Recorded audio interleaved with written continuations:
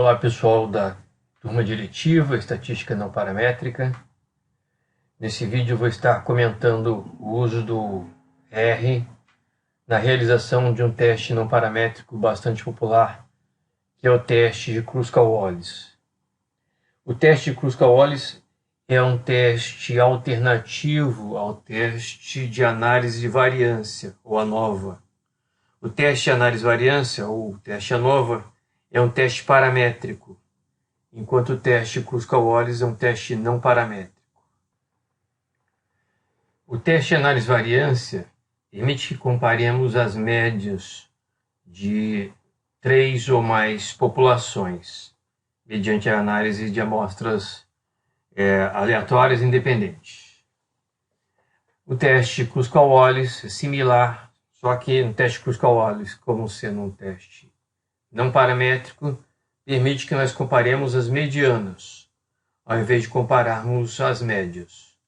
O teste de análise de variância, como é um teste paramétrico, ele é um teste um pouquinho mais potente do que o teste Kruskal-Wallis. Mas para que possamos realizar um teste de análise de variância, temos que atender a determinados pré-requisitos que não são exigidos pelo teste Kruskal-Wallis. Então, os principais pré-requisitos para que possamos aplicar o teste de análise de variância são esses dois que aparecem aqui na tela. Se qualquer um desses dois pré-requisitos não puder ser atendido, não estiver sendo atendido, nos restará apenas utilizar o teste de Kruskal-Wallis. Então, quando não há normalidade dos dados, não podemos aplicar o teste de análise de variância e podemos aplicar o teste Kruskal-Wallis. Também quando não há homogeneidade de variância, ou seja, quando as variâncias das populações são diferentes, também não podemos aplicar o teste de análise de variância e assim nos restará utilizar o teste Kruskal-Wallis. Okay? Então, quando devemos aplicar o teste Kruskal-Wallis, devemos aplicar o teste Kruskal-Wallis quando não temos condições de aplicar o teste de análise de variância. Quanto à normalidade dos dados, nós podemos avaliar mediante realização de um teste de normalidade. Um dos testes mais populares é o teste de Shapiro. E com relação à homogeneidade de variância, nós podemos avaliar mediante um teste. Por exemplo, o teste Levine é um teste bastante popular. Na exemplificação que eu vou passar aqui, vamos utilizar o RStudio primeiro para construção de um data frame. E essa é a imagem do data frame que nós vamos construir. Numa primeira coluna, teremos os valores associados à produtividade de determinadas máquinas, como sendo, por exemplo, o tempo de uso dessas máquinas. E na outra coluna à direita vamos estar apresentando os rótulos associados a 3 máquinas, máquina 1, máquina 2 e máquina 3.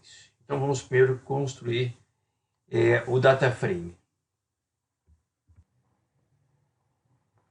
Bom, estamos aqui no script do RStudio e nas 3 primeiras linhas eu vou estar alimentando os dados da máquina 1, da máquina 2 e da máquina 3, nos seus respectivos campos.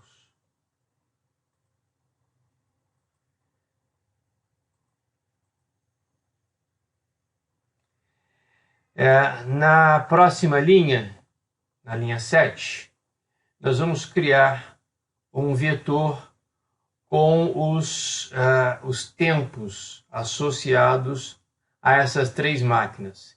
Então vamos juntar em uma variável ou num campo denominado tempos, os dados de máquina 1, máquina 2 e máquina 3. Isso aqui vamos realizar na linha 7. E na linha 8, vamos criar um segundo vetor, o vetor com os rótulos máquina 1, máquina 2 e máquina 3, sendo que na linha 9 nós vamos pedir que o rótulo máquina 1 se repita 10 vezes em função do tamanho da amostra de máquina 1, 10 medições.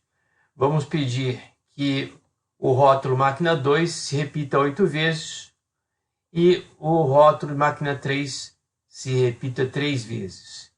Para isso, vamos utilizar o comando rep com o argumento times. Então, vamos executar aqui a linha 7, o campo tempos, com 26 leituras, o campo a variável de rótulo máquinas, vetor de rótulo máquinas, e agora colocando as repetições.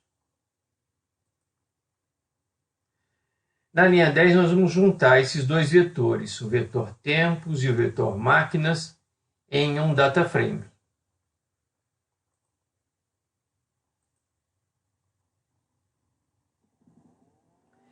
E eu posso editar esse data frame se eu quiser. Posso visualizar e editar mediante o comando edit. Então está aqui o nosso data frame prontinho.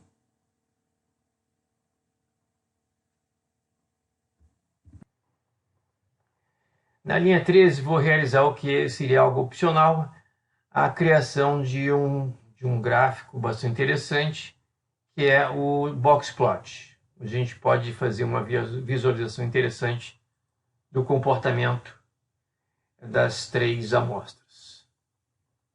Então, aqui à direita tem o boxplot, máquina 1, máquina 2 e máquina 3. Esse traço horizontal mais espesso corresponde à localização das medianas de cada uma das amostras. E a medida de dispersão de dados está associada à altura de cada uma dessas caixas, cada uma dessas 3 caixas. Bom, então temos aqui uma visualização rápida do boxplot.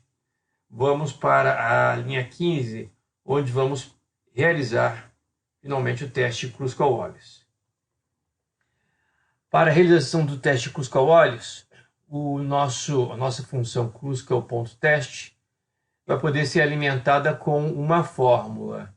Essa fórmula vai utilizar aqui o comando, a tecla do tio. Então, eu posso colocar tempos como função de máquinas. Eu faço isso como tempos, tio, máquinas. Pode ter espaçamento, ou eu posso omitir o espaçamento antes e após o comando ou a tecla tio. Então, vamos executar a função teste Kruskal-Wallis. O relatório, bem simples, está aqui na parte de baixo.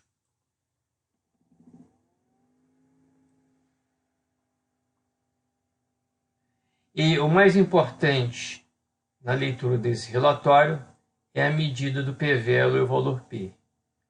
Quando o p-velo é bem pequeno, por exemplo, menor do que 0,05, é porque podemos rejeitar a hipótese nula, a hipótese de igualdade das medianas. E é o que está ocorrendo neste exemplo. Como o p-velo é menor do que 0,05, eu posso rejeitar a hipótese nula de igualdade das medianas das 3 populações.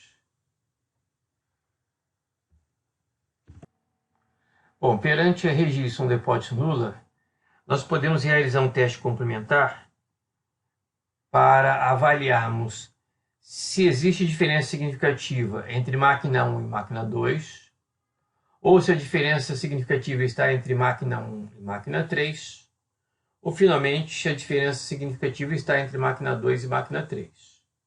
Ou podemos ter até simultaneamente 2 ou 3 diferenças significativas. Então, no teste Kruskal-Wallis, quando rejeitamos a hipótese nula, nós podemos avançar e realizar um teste classificado, denominado como teste post-hoc. Então, o nosso teste post-hoc, ele vai ser, aqui no RStudio, um teste de Wilcoxon par a par.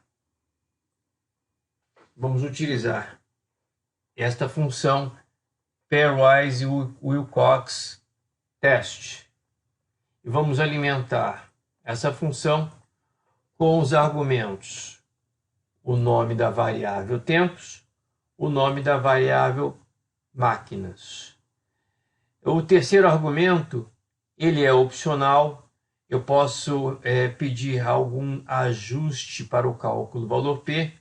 Por enquanto, eu não vou estar pedindo nenhum ajuste. Eu vou colocar entre parênteses, entre aspas, o none, que é nenhum. Okay? Então, vou realizar esse teste pós-hoc, o teste Wilcoxon emparelhado, em função de termos rejeitado a hipótese nula. Ao realizar esse teste post-hoc, o relatório dele está aqui abaixo, e temos 3 valores de p-value e o valor P. Máquina 1 versus máquina 2, máquina 1 versus máquina 3 e máquina 2 versus máquina 3. Desses 3, o valor P que permite que rejeitemos a hipótese de igualdade é o valor de 0,05, que estaria nos dizendo que existe diferença significativa entre as medianas de máquina 2 e máquina 3. Então, pelo teste Kruskal-Wallis, rejeitamos a hipótese de igualdade entre as medianas de máquina 1, máquina 2 e máquina 3. E pelo teste complementar, o teste post-hoc, o teste Wilcoxon, nós estamos em condições agora de rejeitar a hipótese de igualdade entre máquina 2 e máquina 3 em termos de comparação de medianos. Ok?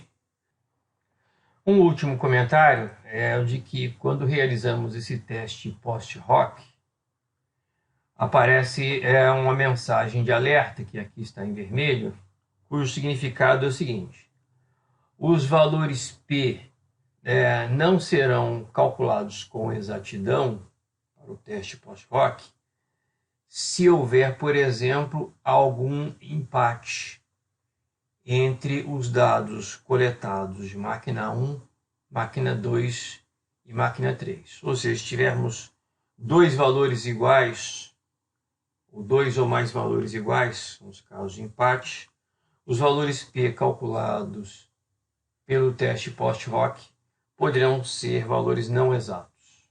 Ok? Então, por enquanto é só. Um abraço.